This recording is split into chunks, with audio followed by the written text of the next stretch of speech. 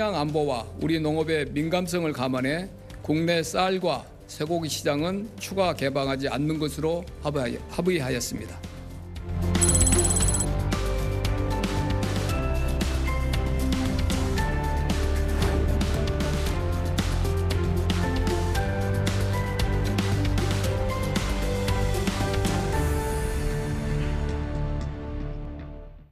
네, 8월 1일 25%의 대미 관세 부과를 코앞에 두고 한미 양국 정상이 모두 SNS를 통해서 극적인 협상 타결을 발표했습니다. 25%로 우려됐던 관세율은 15%로 내려와서 일본 또 EU 같은 수출 경쟁 상대들보다 불리하지는 않게 됐습니다. 먼저 대통령실 김용범 정책실장이 밝힌 내용부터 들어보겠습니다. 미국이 한국에 8월 1일부터 부과하기로 예고한 상호관세 25%는 15%로 낮아집니다. 또한 우리 주력 수출 품목인 자동차 관세도 15%로 낮췄습니다.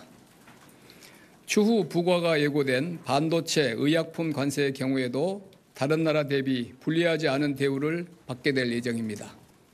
이번 합의에서 가장 주목할 만한 점은 미국과의 조선업 분야의 협력을 확대하기로 한 것입니다. 식량 안보와 우리 농업의 민감성을 감안해 국내 쌀과 쇠고기 시장은 추가 개방하지 않는 것으로 합의하였습니다. 네, 관련 내용 서강대학교 경제학과 허준영 교수와 함께 자세히 짚어보겠습니다. 교수님 어서 오세요. 안녕하세요. 네, 일단 15% 나쁘진 않은 숫자죠? 이게 이제 예상한 숫자입니다. 네. 왜냐하면 EU랑 일본이 협상을 마무리한 상황이 딱 요 숫자고요. 네. 우리는 이제 EU랑 일본이랑 다르게 미국이랑 FTA 체결국이라는 차이점이 있어서 우리가 조금 더 낮은 관세율을 받아야 되는 거 아니냐라는 얘기도 있습니다만 네. 뭐 잘 아시지 않습니까? 트럼프 대통령의 협상은 사실 뭔가 토가 달리거나 말이 긴 거 별로 안 좋아합니다. 네. 그런 측면에서 우리가 추가적으로 뭐 FTA 대상국이니까 체결국이니까라고 얻을 수 있는 것보다는 네. 기존에 큰 우리나라와 비슷한 처지에 놓였던 나라들이 받았던 협상 조건 비슷한 걸로 받는 딱 그 조건이라고 생각하시면 될 것 같습니다. 자, 일단은 우리나라는 일본이나 EU와 달리 미국과 FTA가 체결됐기 때문에 네. 무관세였었고, 네. 자, 일본 같은 경우는 뭐 자동차도 2.5%의 관세를 물고 네. 있었는데 그게 15%가 된 거니까 우리로서는 12.5%를 받아야 되는 것 아니냐, 뭐 이런 주장도 좀 있지 않았었습니까? 네, 그 관세율 약간 복잡한데요. 쉽게 말씀드리면 원래 이제 자동차 품목 관세가 25%였었습니다. 네. 근데 일본은 거기다가 FTA 체결국이 아니라서 미국과 2.5%를 추가로 내고 있어서 27.5였었습니다. 네. 근데 이제 그 원래 25 숫자를 절반으로 깎아서 2.5를 더한 게 일본의 15%의 관세율이라고 한다면 우리 입장에서도 25%에서 절반 깎으면 12.5를 우리가 받아야 되는 게 아니냐. 그래야지 이전과 지금 앵커께서 말씀해 주신 네. 것처럼 관세 이전과 동등한 위치에서 일본과 경쟁을 하는 것이 아니냐라고 저희가 주장을 하는 부분인데요. 사실 아마 그거 협상 중에 얘기 나왔을 확률도 저는 있다고 봅니다. 주장을 했다고 그러죠. 네, 다만 그 주장을 했을 때 미국에서 어떻게 반응했을까요? 우리는 사실 그런 거 별로 개의치 않는다. 너네 무역 적자 봐라. 미국을 대상으로 너네가 재작년에 보였던 무역 흑자의 폭이 일본과 비슷하다. 그렇다면 일본과 비슷한 협상으로 가야 되는 거 아니냐. 혹은 그 자동차 추가 관세 2.5% 정도 낮춰받기 위해서 너네 그럼 우리한테 뭘 추가적으로 줄 수 있냐. 아마 네. 한국을 이런 식으로 압박을 했을 겁니다. 그런 측면에서는 그 2.5라는 숫자를 추가적으로 얻어냈으면 좋았겠지만 그것을 얻기 위해서 우리가 지불해야 될 대가가 꽤 컸기 때문에 아마 그것들을 전략적으로 포기한 것이 아닌가라고 생각됩니다. 네, 이게 말로는 지금 상호 관세입니다. 영어로 뭐 리사이프로컬 테리프라고 하지 않습니까? 상호 관세라는 건 말 그대로 서로 내야 되는 관세를 얘기하는 건데 미국은 우리한테 지금 계속 관세를 안 내겠다는 거잖아요. 네, 맞습니다. 우리만 15% 내야 된다는 거죠. 네, 맞습니다. 예. 근데 미국의 입장은 이런 겁니다. 물론 저는 전혀 동의하지 않습니다만 미국의 입장에서는 이 상호 관세가 관세뿐만이 아니고 비관세 장벽까지 다 보겠다라는 건데요. 네. 미국이 그러니까 한국이 미국을 대상으로 하고 있는 비관세 장벽들. 예를 들어서 농축산물 시장을 완전 개방하지는 않은 상황이고 미국 쇠고기도 30개월 이상은 수입 안 하고 뭔가 미국 상품에 대해서 끊임없이 불평등한 것들을 지금 만들어내고 있는데 네. 요거를 관세로 치환해 보자. 그러면 25% 혹은 15%가 된다. 그러니까 미국 입장에서는 야, 너네도 비관세 장벽하는 거 관세를 치환하면 요만큼이니까 우리 지금 서로 호혜로운 거야 라고 얘기하는 건데 사실 이게 말이 안 되죠. 왜냐하면 미국의 입장에서 미국이 평가하는 관세율이라는 거니까요. 그런 측면에선 뭐 어쩔 수 없는 부분 있는 것 같습니다. 네, 어쨌든 뭐 무역 흑자는 우리가 보고 있는 거였으니까 협상에서 유리한 고지는 미국이 점하고 있었다는 점은 뭐 부인할 수는 없겠습니다. 자, 그리고 트럼프 대통령의 스타일을 또 한번 엿볼 수 있었던 것이 오늘 이 협상 타결의 발표 과정이죠. 네, 맞습니다. 본인의 트루스 소셜, 본인의 SNS에 먼저 공개를 했는데요. 원래 저희 옛날에 트럼프 이전의 관세 협상 같은 것들을 생각해 보시면 양국이 공동 합의문을 발표를 합니다. 그리고 그 공동 합의문 안에 관세율은 몇 %고 어떤 상품들은 예외로 해주고 또 어떤 상품들은 가중해서 좀 관세를 하고 뭐 이런 것들에 대한 구체적인 게 담기는데요. 이제는 그런 거 없는 것 같습니다. 네. 트럼프 대통령의 SNS가 전 세계에서 가장 빠른 창구가 되는데요. 그런 측면에서 저는 꼭 말씀드리고 싶은 거 하나는 트럼프 대통령의 SNS에 나오는 저 얘기들은 네. 본인의 입장에서 미국의 관점에서 해석한 협상의 결과들이다. 제가 방금 전에 말씀드린 것처럼 협상문이 안 나온 상황이니까 아전인수격 해석이 가능하잖아요. 네. 그런 측면에서는 미국의 입장에서 가장 유리한 해석이다라고 보시면 될 것 같습니다. 네, 현재로서는 이 트럼프 대통령이 발표한 저 SNS 글이 가장 공신력 있는 그리고 가장 업데이트된 내용입니다. 다시 한번 볼까요? 하나하나 좀 따져보겠습니다. 자, 트럼프 대통령의 트루스 소셜 내용인데 일단 미국과 한국이 무역 합의에 도달했다. 그리고 합의에 따라서 한국이 미국에 3,500억 달러를 투자를 위해 제공할 것이다. 그러니까 한국이 미국한테 3,500억 달러를 투자하겠다라는 내용인데 자, 저기에 대해서는 별로 이견이 없어요. 네. 자, 그런데 3,500억 달러라는 돈이 과연 우리 경제 규모에 비춰 볼 때 그 전에 일본의 5,500억 달러나 이후에 이 부과된 6천억 달러나 네. 이거와 비교해서는 어떻습니까?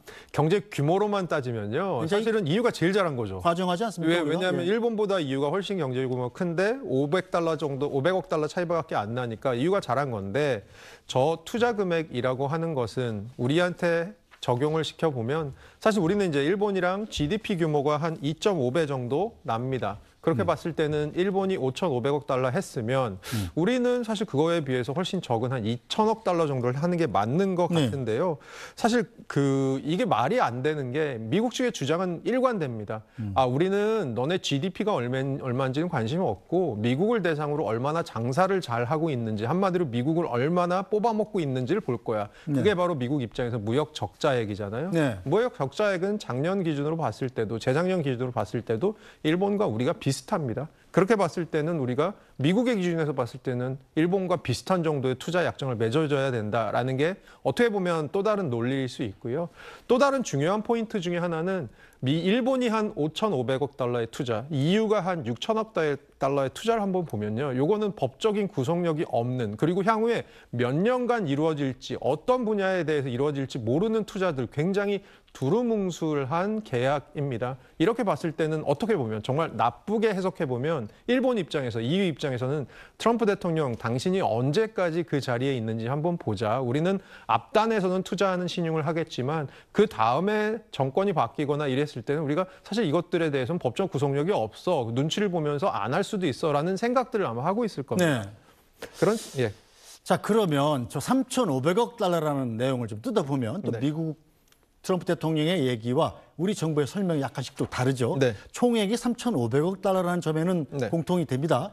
자, 그런데 트럼프 대통령은 뭉뚱그려서 투자를 이렇게 많이 받았다. 해야 되니까 3,500억 달러로 다 더해놓은 것이고 우리 정부의 설명은 그 가운데 1,500억 달러는 조선업 관련 펀드이기 때문에 우리 기업이 수혜를 볼 것이다. 이렇게 설명을 하고 있어요. 그래서 우리가 순수하게 투자를 하는 것은 2천억 달러다. 뭐 이런 설명이죠. 네, 맞습니다. 1,500억 달러가 조선업 펀드고 이건 원래 국내에서 투자하려던 걸 미국으로 돌린 게 아니고 우리가 새로 투자를 이만큼 만들어내겠다라고 하는 거고요. 그 기저에는 미국이 하고 싶어하는 조선업의 재건, 조선업의 부활, 그리고 그것을 바탕으로 한 미국의 해군력 증강을 통한 미국의 해상 견제력, 이것의 유지에 있습니다. 그런 측면에서는 사실은 이 투자는 우리가 해볼 만한 투자라고 어떻게 보면 볼 수도 있는 것 같고, 네. 그러면 그 투자를 제외하면 우리가 투자 약정한 금액이 2천억 달러입니다. 이렇게 봤을 때는 아까 저희가 일본하고의 비교, 뭐 가위바위보도 사실 일본한테 지면 안 된다라는 얘기가 있듯이 네. 일본하고 비교를 한번 해보면 GDP 대비 투자 규모가 뭐 일본하고 적정한 정도의 규모 정도 같습니다. 네, 그렇다면 우리가 조선업을 제외한 순수하게 투자하는 2천억 달러는 그럼 어떤 분야에 투자를 하겠다는 거죠? 이것도 사실은 투자의 금액뿐만이 아니고 투자의 내용이 굉장히 중요한데 네. 사실 저는 이번에 협상 결과를 보면서 조금 놀랐던 부분 중에 하나가 EU와 일본 이전에 있던 협상들과는 좀 다른 부분이 하나 있었던 것 같습니다. 그것이 무엇이냐면 투자의 분야가 조금 더 구체적이다라는 부분입니다. 일본 같은 경우는 5,500억 달러 투자를 하겠지만 그게 어떤 분야에 어떤 산업으로 갈지에 대해서도 굉장히 두루뭉술했고요. EU의 6천억 달러 투자 같은 경우도 사실은 요거는 EU 안에 있는 기업들한테 EU가 그냥 물어본 겁니다. 네. 미국에 투자할 여력이 있거나 투자할 의향이 있으면 얼마 정도 있어. 이것을 다 모아온 것이기 때문에 향후에 이것을 EU가 법적으로 강제할 수도 없고 그 기업들을 모니터할 수도 없습니다. 그런 측면에서 굉장히 두루뭉술한 투자라고 볼 수 있는데요.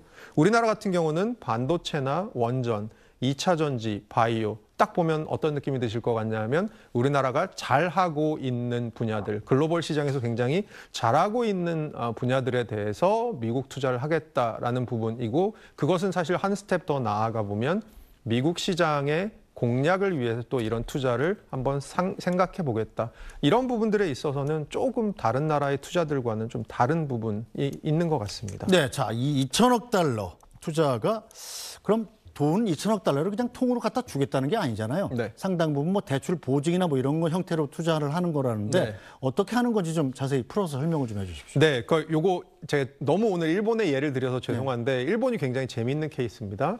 트럼프 대통령이 5,500억 달러 일본이 투자하기로 했고 그중에 수익의 90%, 수익이 나면 90%를 미국에 가져간다고 얘기를 했는데요. 이걸 딱 듣고 일본 측에서 뭐라고 정부에서 얘기를 했냐면 그 5,500억 달러 투자 안에 우리가 실제적으로 지금 앵커께서 말씀해 주신 미국에 대한 직접 투자는 1에서 2%에 불과하다. 나머지는 융자에 대한 보증이다라고 얘기를 했거든요. 이만큼 서로 해석이 다른 상황이고요. 우리나라 투자도 잘 보시면 이 안에 정확히 아직 오늘 아침에 김용범 정책실장이 얘기하신 것처럼 얼마가 직접 투자인지에 대해서는 아직 알려진 바도 없고 그 정도로 협상을 할 만큼 시간이 있지도 않았다고 말씀을 하셨는데요. 네. 이 안에는 일부의 직접 투자가 들어갈 것 같고요. 이거는 이제 미국 안에 뭐 우리가 공장을 짓거나 이런 것들이라고 생각을 하시면 되고요. 또 다른 부분은 사실 이렇게 공장을 짓거나 할 때 기업들이 은행들에서 뭐 돈을 빌리거나 이렇게 하면 이 돈에 대해서도 사실 그 투자 자금에 대해서 리스크가 생기잖아요. 네. 그런 리스크들에 대해서 보증을 하는 부분 그리고 대출해주는 부분 이런 것까지 다 포함한 금액이어서 사실 이 2천억 달러가 어떻게 쓰일지는 그래서 아까 그 얘기 나오셨지 않습니까? 그 다다음 주에 있을 양국 간의 정상회담에서 좀 더 구체화할 거고 그리고 당장 우리나라 협상팀이 스캇베센트 재무장관을 만날 텐데 이 재무장관 만나면 조금 더 자세한 얘기 할 거고 한마디로 트럼프 대통령이 공을 세우기 좋아하는 3,500억 달러라고 하는 숫자를 하나 우리는 제시한 것이고 그것을 받아들인 것이고 구체적인 사항들은 앞으로 만들어 나가겠다라고 하는 그런 입장이라고 생각하시면 될 것 같습니다. 네, 자 그런데 이 러트닉 미국 상무장관의 이야기도 좀 따져봐야 되겠습니다. 러트닉 미국 상무장관은 잠깐 보여주시겠습니까?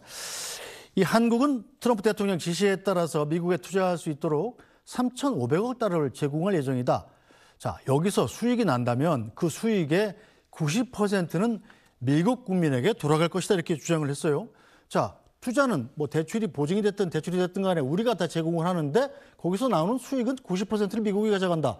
우리 입장에서는 좀 저래도 괜찮은가? 이런 생각이 드는 부분 아닙니까? 이게 이제 해석 두 가지 층위의 해석의 문제가 있는 것 같습니다. 하나는 영어를 한국어로 번역할 때 해석의 문제가 있고요. 또 하나는 아전인수격 해석에 또 문제가 있을 것 같습니다. 첫 번째로는 우리나라와는 그런 구체적으로 9대1이라고 하는 수익 배분 구조에 대해서 얘기한 바가 없다는 게 오늘 아침에 김용범 정책실장의 공식적인 언급입니다. 네. 그다음에 영어 해석의 문제에 있어서는 저거는 미국이 90%를 가져간다라는 게 아니고 영어로 리테인이라는 표현을 쓰더라고요. 미국 안에 저거를 다시 재투자하는 개념으로 미국 안에 홀드 시켜놓겠다. 네. 미국 안에 머물게 하겠다라는 얘기이거든요. 그런 측면에서는 저건 미국이 가져간다라고 얘기할 수 있죠. 그럼에도 불구하고 저것이 마치 그것을 통해서 그것들이 미국인들에게 저희가 무슨 배당금 배분되듯이 이렇게 배분되는 그런 금액은 아니라고 봐야 되겠죠. 네, 일단 재투자 같은 개념이다 이거죠. 네, 맞습니다. 김현목 정책실장의 설명에도 뭐 그런 부분이 나오긴 합니다. 네, 맞습니다. 그러니까 미국에서 얘기 난다고 그래서 과시송금처럼 우리가 일방적으로 빼내올 수는 없다는 뜻 아닙니까? 네, 그런 부분은 분명히 있습니다. 그렇기 때문에 아까 제가 말씀드린 것처럼 우리가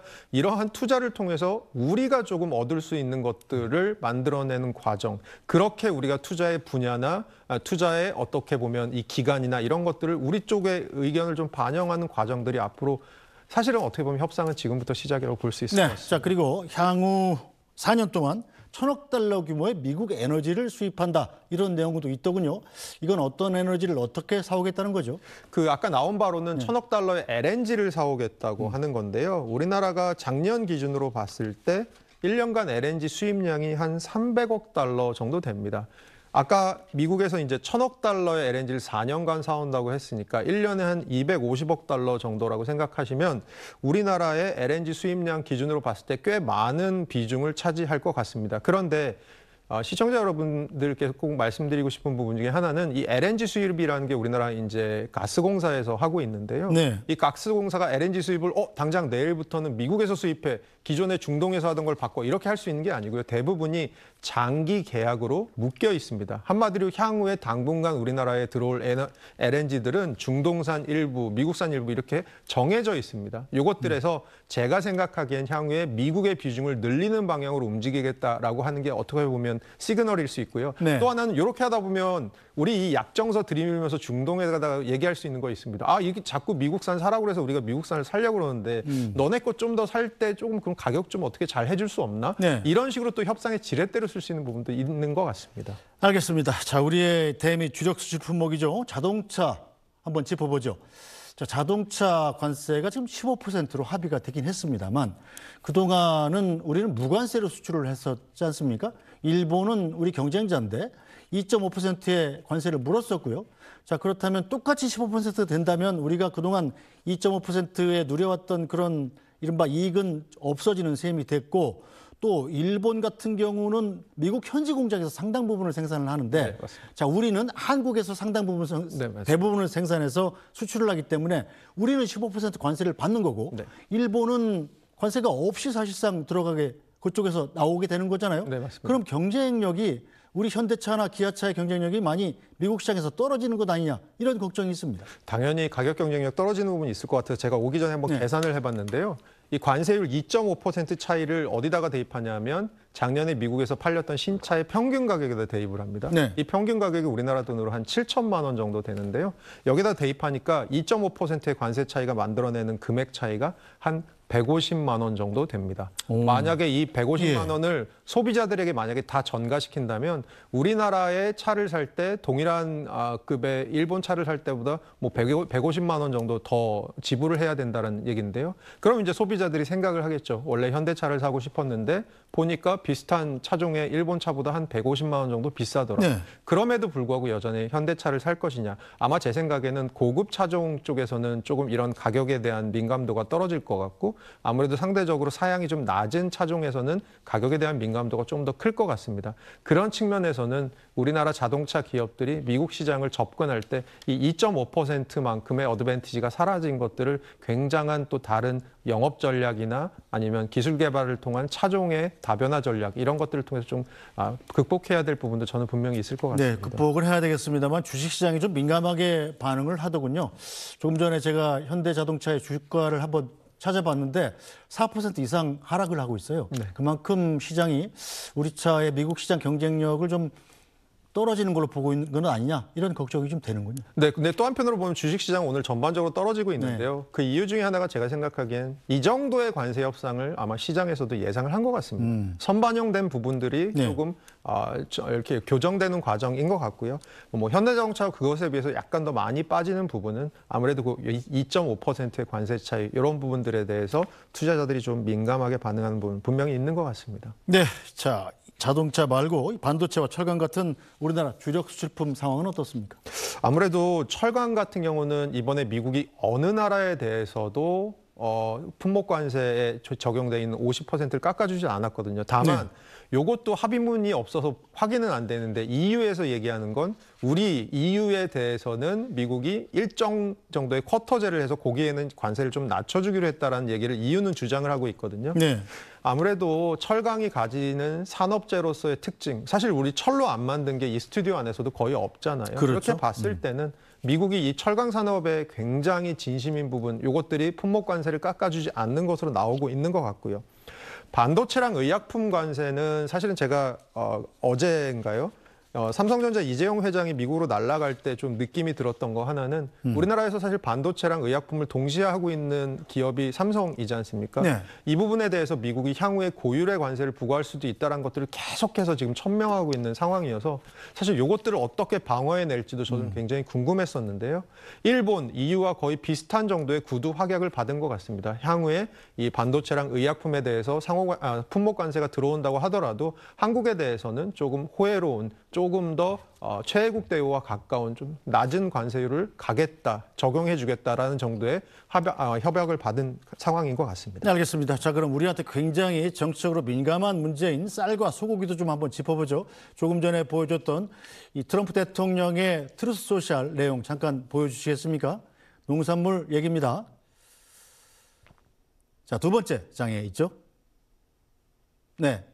한국은 미국과의 무역에 완전히 개방할 것이고 자동차, 트럭, 농업, 가로열고 농산물 등을 포함한 미국산 제품을 받아들이기로 합의했습니다. 이렇게 트럼프 대통령은 썼습니다. 이걸 문자 그대로 해석한다면 우리의 30개월 연령 제한, 소고기, 미국 소고기 이런 것들도 다 이 철폐하고 또 쌀 수입도 개방하고 이런 뜻을 해석할 수 있습니다만 우리 정부의 설명은 쌀과 소고기는 추가 개방이 없다. 지켜냈다 이렇게 주장을 하고 있습니다. 어떤 쪽 말이 맞는 겁니까? 지금 미국 농산물에 대한 우리 시장의 개방도가 99.7%인 상황입니다. 네. 그러면 99.7은 앵커님이 보시기에는 100에 가까우시죠. 그렇죠. 그러면 이거 사실 거의 완전 개방에 가깝거든요. 네. 트럼프 대통령은 그것들을 굉장히 수사적으로 얘기한 것이 아니냐, 그것을 통해 또 본인이 돋보이고 싶어하는 것이 아니냐라고 저는 생각하는 이유가 네. 오늘 아침에 김용범 정책실장께서 굉장히 강력하게 얘기를 하셨던 부분은 추가 개방은 없다라는 거거든요. 네. 예를 들어서 쌀에 대해서 지금 미국산 저율 관세 쿼터하고 있는 것에 대해서도 추가적인 건 없고, 그리고 축산물 관련해서도 소고기 30개월 이상 소고기에 대한 수입 이런 것들도 없다. 결국 우리 입장에선 추가라는 부분이 없다라고 하는 거고, 트럼프 대통령은 100%에 가까운 것을 그냥 완전 개방이라고 얘기하는 레토릭이라고 생각을 하시면 이 고도의 트럼프식 수사하기 아닐까라고 생각을 하고 있습니다. 네. 우리 정부 얘기를 믿는 것이 이건 좋을 것 같습니다. 네, 그럼 오늘 아침에 긴급 브리핑 김용봉 정책실장의 이야기 직접 한번 들어보겠습니다. 정치 지도자의 이제 표현이시니까 그렇게 이해를 하고 있고요. 결국 중요한 것은 이제 각기 이 협상을 책임진 강요들과 우리가 나눈 대화인데 그 부분에 대해서 아까 제가 말씀드린 대로 우리 이렇게 그 농축산품 부분 이런 데 대한 논의가 전혀 없고 합의된 거 없고요.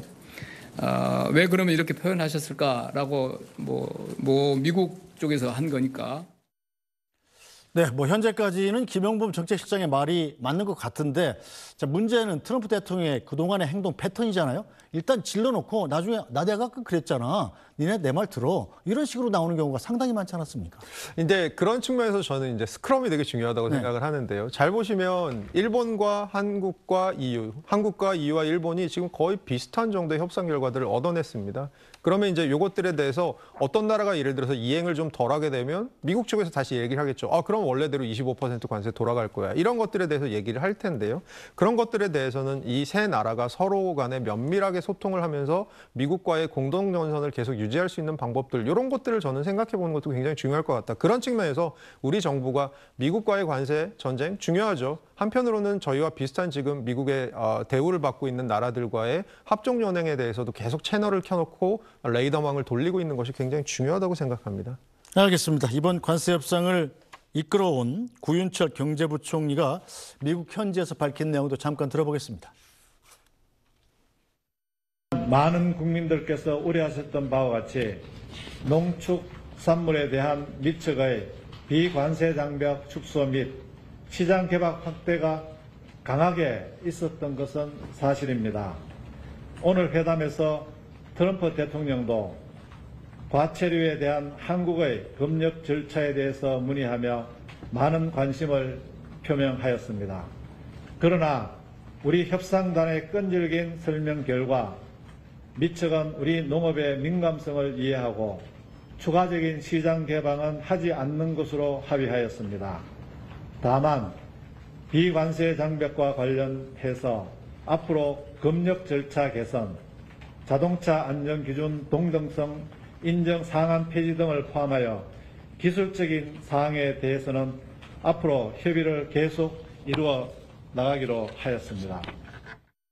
네, 일단 타결이 됐으니까 이재명 대통령이 그동안 한미 상호관세 협상과 관련해서 언급을 자제해왔던 이유도 밝혔습니다. 잠깐 들어보죠. 먼저 어제 밤까지 오늘 새벽까지 한미 무역협정 타결을 위해서 애쓰신 우리 장관님들, 총리님 할 것 없이 우리 일선 부서의 여러분들도 고생 많이 하셨습니다. 노심초사하고 정말 어려운 환경이죠. 저도 참 좀 뭐라 그럴까 이게 참 이 나라의 국력을 키워야 되겠다. 그런 생각이 들었습니다. 하여튼 그 어려운 속에서도 뭐 만족할 정도는 아니지만 그래도 상당한 성과를 이뤄낸 여러분들의 노고에 진심으로 감사드립니다. 우리 동료들을 위해서 박수 한번 부탁드립니다. 머리빨이 이빨이 흔들려가지고 사실 내가 말을 안 해서 그렇지. 가만히 있으니까 진짜 가만히 줄 알고 말이에요. 말을 하면 악영향을 주니까 말을 안 한 거예요. 네, 뭐 이재명 대통령 특유의 농담을 섞어서 유머도 하는 거 보니까 상당히 좀 이번 협상이 잘 됐다 이런 자체 평가가 있는 것 같고요. 자, 앞으로 2주 안에 트럼프 대통령이 이재명 대통령과 백악관에서 정상회담을 할 것이다 이렇게 밝히지 않았습니까? 그렇다면 그 전까지 뭔가 세부 사항에 대한 협의가 더 있다는 뜻일 텐데 어떤 점이 있을까요? 제가 오늘 말씀드린 것처럼 오늘 관세 협상 결과는 굉장히 설렁설렁한 협상 결과고요. 네. 앞으로 디테일을 채우는 악마는 디테일이 있다고 얘기하듯이 디테일을 채우는 협상을 아마 뭐 스캇 베센트 재무장관이나 아니면 하워드 러팅 상무장관과 계속해서 이뤄 나갈 것으로 보입니다. 알겠습니다. 오늘 말씀은 여기까지 듣겠습니다. 허준영 서강대 경제학과 교수였습니다. 말씀 잘 들었습니다.